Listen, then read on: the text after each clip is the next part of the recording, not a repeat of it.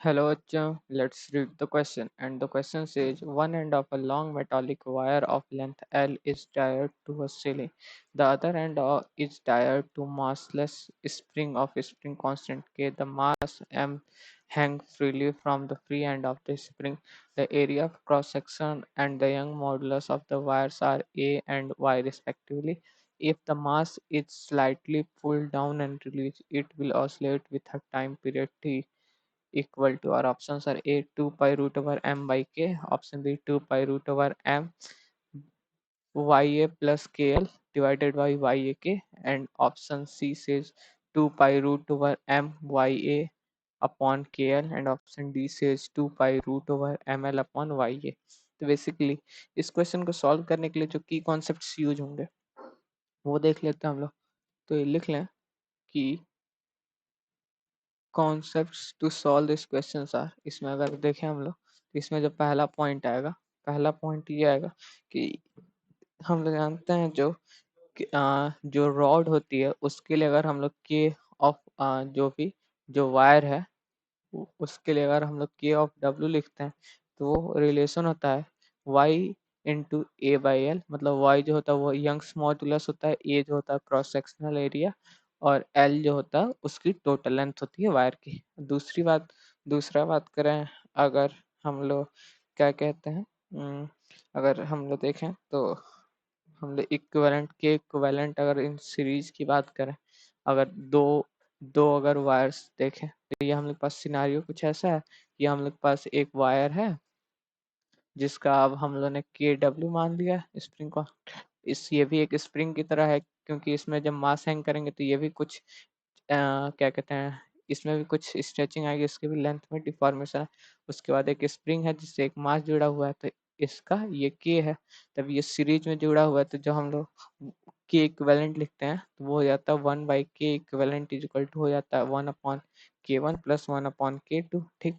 1 ये k1 नीचे के डैश लिख दिया मैं, ये 1/k1 प्लस 1/k2, दो वायर के केस में ये इक्विवेलेंट आ जाता है।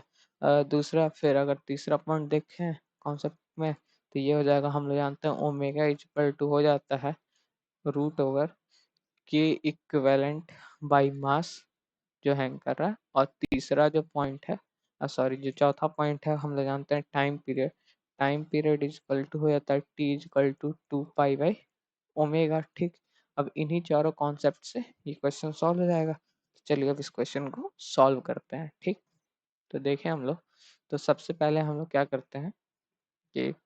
हम लोग 1/k इक्विवेलेंट निकाल, मतलब के इक्विवेलेंट पहले निकालेंगे तो हम लोग क्या लिख सकते हैं फॉर्मूले से, 1/k equivalent is equal to 1/k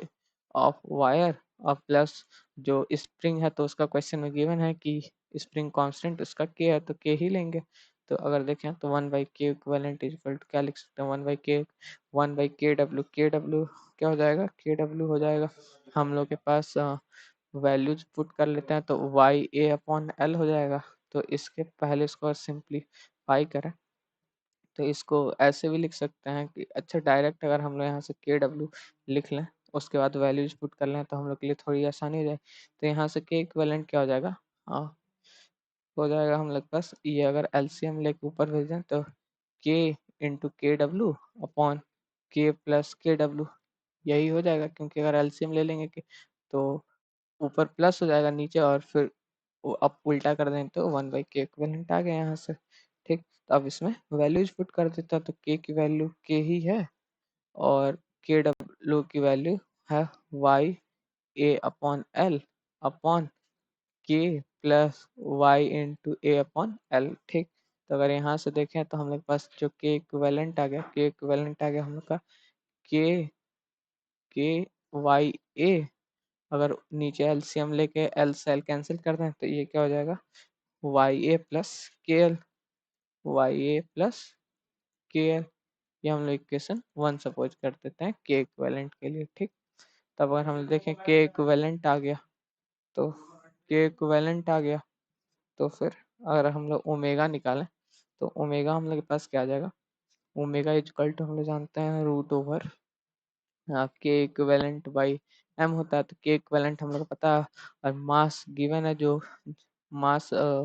जो हम लोग ने हैंग किया है वो हम लोग का कितना हमने हैंग किया था, अगर देखें तो स्मॉल एम हैंग किया है,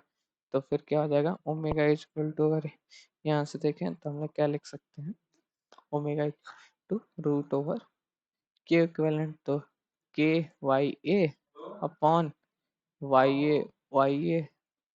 plus K L into 1/m। ठीक, तो यहाँ से हम लोग क्या लिख सकते हैं, ये हम लोग के पास ओमेगा की वैल्यू हो गई। तब अगर हम लोग देखें तो टाइम पीरियड के लिए हम लोग क्या लिख सकते हैं, तो टाइम पीरियड हो जाता है हम लोग के पास 2 पाई बाई ओमेगा, तो हम लोग बस ओमेगा को 1/ओमेगा मतलब कि उल्टा कर देंगे 2 पाई बाई